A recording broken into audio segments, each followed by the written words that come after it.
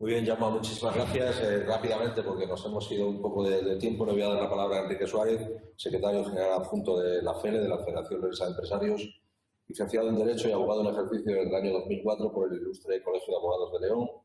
Es máster universitario por la Universidad Pontificia de Comillas, en ICADE y CAI, y desde el año 2002 viene prestando sus servicios profesionales en organizaciones empresariales de distintos ámbitos territoriales. Muchas gracias. Buenos días a todos. En primer lugar, agradecer al Diario de León la invitación y al Sabadell, dos entidades e instituciones con las que FELE colabora muy estrechamente y, por tanto, les agradezco mucho, como digo, la invitación. Felicitar también a las ponencias, a las personas que me han precedido por sus brillantes explicaciones de un tema que es farragoso y que es un tema complicado y que, sin embargo, pues han sabido pues objetivizar muy bien el contenido del futuro de las pensiones. Yo estoy aquí en representación de la patronal que, como toda patronal que se precie, tiene que cumplir dos objetivos. Uno es el diálogo social y otro es la negociación colectiva. En el tema de las pensiones, estos dos aspectos son abordados desde el Pacto de Toledo del año 95 hasta las reformas o las recomendaciones que se publicaron en el 2003, como las recomendaciones del 2011, como la recomendación que se ha publicado recientemente del 2020. Yo resaltaría en aras a ese diálogo social la capacidad que ha habido de consenso, ¿no? Ahora que es tan extraño encontrar en nuestros partidos políticos y en nuestro Parlamento una materia que pueda ser objeto de consenso entre el PSOE, el PP, Ciudadanos, Podemos, pues quizás no se ha dado suficiente publicidad, pero una materia tan importante como las pensiones ha conseguido el respaldo mayoritario del Congreso de los Diputados y, por tanto, es loable que se haya conseguido y que veamos a continuación algunas de las medidas que se han llevado a cabo. Otro tema es la negociación colectiva, en el que participamos también pues de forma activa y es importante también resaltar, ¿no? Volviendo un pelín a lo anterior, diálogo social y a esa concertación, yo creo que es importante un tema como son las pensiones, abstraerlas de cualquier debate político, ¿no? de cualquier confrontación social. Yo creo que es importante que un tema como las pensiones se aparte de partidismos y que se tenga una altura de miras para que los distintos gobiernos que se van sucediendo pues no vayan reformando lo que haya hecho el anterior, sino que exista un canal de ruta que permita pues que las pensiones en el futuro pues sean viables, ¿no? Las pensiones es el pilar básico de nuestro estado de bienestar y así lo reconoce el artículo 50 de la Constitución española, donde dice que los poderes públicos deberán garantizar el acceso a los ciudadanos de la tercera edad a pensiones que sean adecuadas y que sean periódicamente actualizadas. Por tanto, es un aspecto esencial. En el futuro tiene que haber pensiones, es la esencia de nuestro estado, ¿no?, de bienestar. Para analizar la situación, ¿no?, yo quisiera hacer un análisis de la última jornada que hicimos en el año 2016, también en este mismo formato, con el Banco Sabadell y el Diario de León, sobre el déficit estructural que presenta el sistema público de pensiones. Como sabéis, en el año 96, al poco del Pacto de Toledo, se crea el Fondo de Reserva para cubrir esos déficits que en ocasiones y con motivo de las crisis se producen y desbarajustan nuestro sistema de pensiones. Y en el año 2011 este fondo de pensiones llegó a tener nada más y nada menos que 66.000 millones. Es una cantidad importante. Perdón, en el 2011. En el 2016, que fue cuando hicimos la jornada aquí, ese fondo de pensiones ya alertábamos que se había visto disminuido de forma importante y llegó a los 25.000 millones de euros. Pues bien, a día de hoy, 2019, el fondo de reserva, el fondo de pensiones, está a tan solo 2.150 millones de euros. Lo que nos quiere decir esto es que o se acometen reformas ya, imperiosas, inmediatas, necesarias, mañana, o la hucha de las pensiones que tanto trabajo ha costado crear y que, como digo, se creó en el año 95, 2020, este podría ser el gobierno, el mandato político que pudiera poner fin a la hucha de las pensiones. Por lo tanto, la premura de este gobierno es muy fuerte y tiene que tomar medidas como alguna de las que tenemos que hacer. ¿Cuáles son los factores que influyen básicamente en las pensiones? El fundamental, cotizaciones sociales. Estamos hablando de un sistema público basado en el principio de contributividad. ¿Eso qué quiere decir? Que nuestras pensiones que vamos a tener van a ser en función de lo que hayamos aportado a lo largo de la vida laboral. Otro factor que se tiene en cuenta es el principio de responsabilidad intergeneracional. ¿Eso qué quiere decir? Que los pensionistas que hoy en día están cobrando la pensión están percibiéndolo a cargo de los que hoy estamos en activo. Y cuando nosotros estemos cobrando la pensión, será a cargo de aquellos que en ese momento estén cobrando. Es decir, hay una diferencia entre el sistema de capitalización, donde tú vas ingresando un dinero y al final lo recibes, con este nuevo sistema, con este sistema que tenemos en España, que es pues esa responsabilidad intergeneracional que hace pues que en momentos pues peligre, ¿no?, el sistema. Para hablar de equilibrio en nuestro sistema de pensiones hay que hablar de empleo. Son vasos comunicantes. O hay empleo o nuestro sistema de pensiones pues va a sufrir de forma importante. Voy a pasar un poco la presentación que tengo yo por aquí el mando. Es un pequeño guión. Estamos en esa parte de la evaluación del sistema de pensiones. Como digo, para hablar del sistema de pensiones equilibrado hay que hablar de empleo. Actualmente estamos en los índices del desempleo del 16%. Yo relaciono en las patronales o en la patronal, mejor dicho, relacionamos mucho la actividad económica con el empleo, relacionamos mucho el PIB con el empleo. Estamos en unos índices de PIB históricos de un -8, un -10, se dice que va a llegar al -12. Eso yo no lo recuerdo en los últimos años, quizás en el año 93. Observamos que con índices de PIB de crecimiento de un 2 o un 3%, sin embargo, el desempleo estaba en un 17, en un 15, en un 20. Sin embargo, aquí nos encontramos como teniendo un PIB de -10, y que esto va a subir al -12, parece ser, el desempleo tan solo es del 16. Digo tan solo, ¿por qué? Porque lo que estamos detectando es que estamos en una situación de maquillaje, que figura también en algún artículo que leí en el Diario de León. Maquillaje porque tenemos 750.000 trabajadores que en estos momentos están en ERTE, 35.000 en Castilla y León y más de 5.000 en la provincia de León. Por tanto, el desempleo hay que focalizar toda la atención para que los niveles de empleo vuelvan a unos índices que permitan equilibrar nuestro sistema público de pensiones. Otro problema que ya se ha apuntado y que Cristina ha hecho mención es el reto demográfico. Estamos hablando de una esperanza de vida, es un dato positivo, hay que valorarlo de forma positiva. La esperanza de vida en España es una de las más altas del mundo. Estamos hablando de 86 años en el caso de la mujer y 82 en el caso del hombre. Y por tanto, bueno, pues ese dato que pudiera ser, o es, mejor dicho, muy bueno, lo cierto es que contrasta con el índice de fecundidad.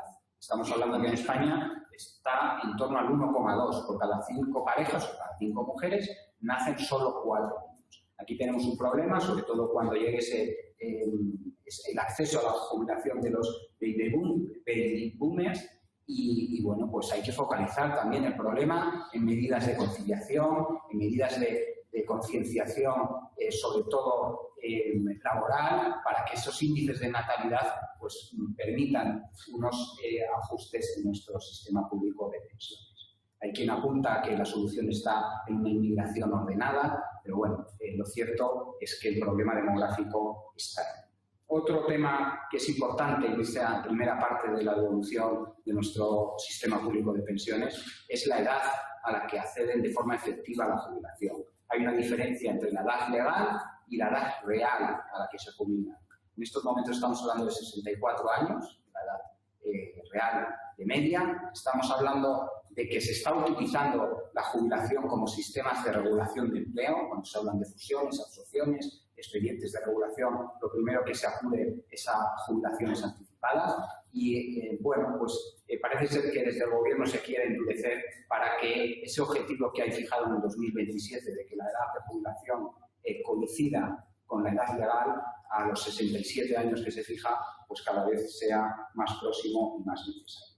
Sobre este pequeño diagnóstico que hemos hecho de la evolución del sistema de pensiones, que hemos hablado de las cotizaciones, el desempleo, el reto demográfico y la prolongación de la vida laboral, Procede a hablar, en este caso muy brevemente, y voy controlando un poco el tiempo para que no se me pase, de las propuestas que ha hecho el Gobierno a la mesa de diálogo social en materia de pensiones. Estoy hablando del mes de diciembre, estoy hablando de que a raíz de esas recomendaciones, 20 recomendaciones que el Parlamento ha ratificado en esa comisión del Pacto de Toledo, el Gobierno ya ha trasladado unas primeras recomendaciones a la patronal, ¿no? ¿Cuáles son esas recomendaciones? La primera es fundamental, importantísima, y yo creo que lo hable, es la separación de las fuentes de financiación. Lo que no puede ser es que las cotizaciones sociales, que en estos momentos son de las más altas de la Unión Europea, que el 90% van a cargo de las empresas, estamos hablando de un 28, pues el 23% va a cargo de las empresas, se utilice, y aquí entro la separación de las fuentes de financiación, se utilice para financiar gastos impropios.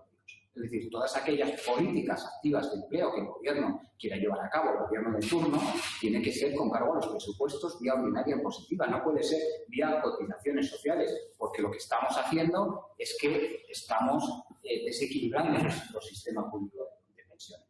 ¿A qué me estoy refiriendo? Pues me estoy refiriendo a las subvenciones a los autónomos, a las bonificaciones a la seguridad social, a las subvenciones al régimen especial agrario, a cantidad de prestaciones no contributivas o gastos no contributivos que en modo alguno deben ser, como digo, financiados con cargo a las cotizaciones sociales. ¿Esto qué supone al cabo del año? Estamos hablando de 23.000 millones de euros, no es una cantidad desdeñable, ¿no? Bueno, pues lo que ha hecho el Gobierno, y de conformidad con todos los grupos políticos, es ya destinar en estos presupuestos generales del Estado del año 2021 una parte muy importante para financiar los gastos no contributivos. Estamos hablando de 14.000, habla de 3 partidas, son 14.000 euros que en el 2021 transfiere el Estado a la Caja de la Seguridad Social para financiar su política activa de empleo, ¿no? Y yo creo que eso es importante, es una vía esencial para reducir ese déficit que anualmente está rondando entre los 8 y 18.000 euros de déficit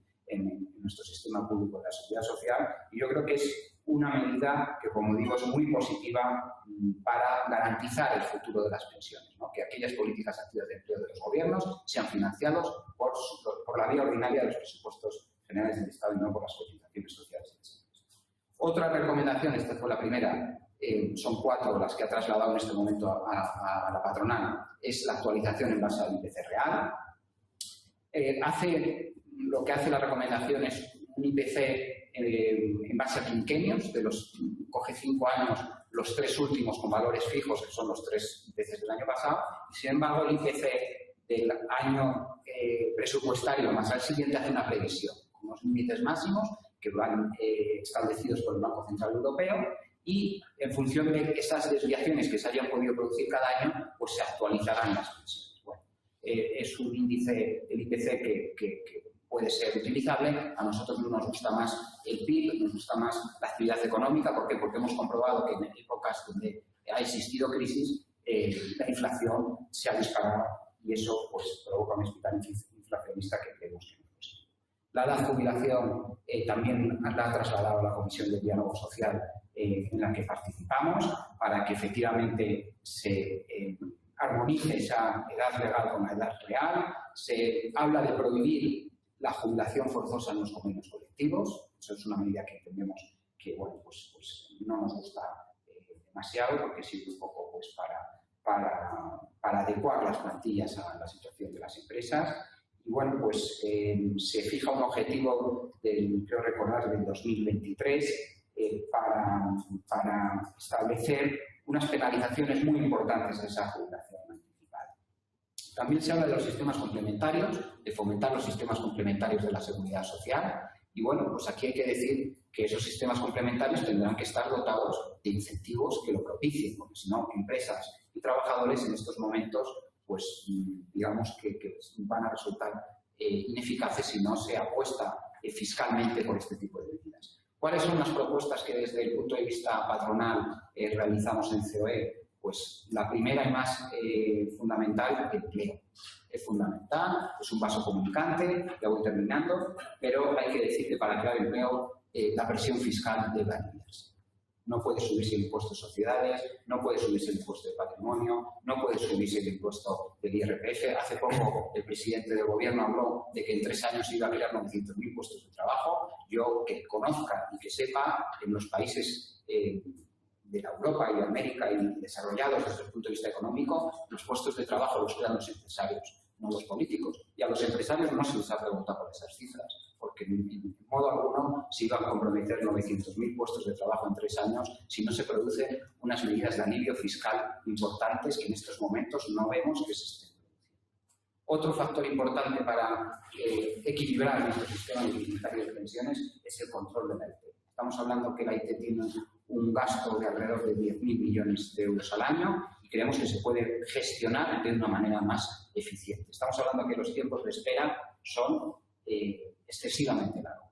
En León, el tiempo de espera o la duración media de los procesos de IT, estamos hablando de 73 días, duración media, mientras que en España están rondando los 30 y en 35 y en Castilla y León 37. Bueno, eso hay que atacar.